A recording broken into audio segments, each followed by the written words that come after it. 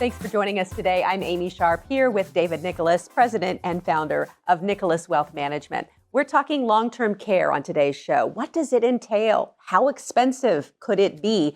And ways to better prepare for it. And you and I were both saying, David, it's an important topic and one that is, I think, probably becoming more on the top of people's minds than ever before.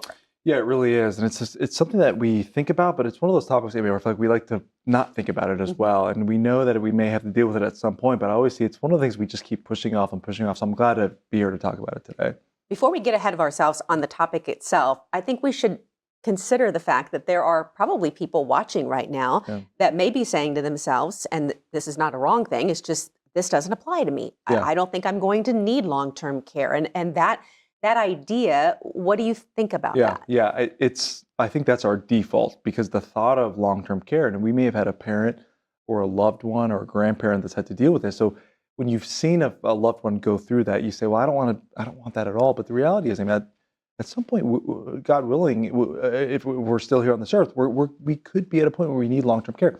I read a study the other day that says if you're over 65, 70% of Americans over the age of 65 will need some kind of long-term care. That could be in a nursing home, or it could just be more of at-home care where you have someone come to your home, or it could just be assisted living where it's not full nursing home care. But that's a pretty high number. What does it look like when you're there? The average stay in a long-term care facility is about 3 years. So if you think about that, you know, it's a long time, but it's something that it's late stage of life. And so it's something that I think, because it's so late stage of life, we kind of say, well, we'll deal with that, or our kids will deal with that.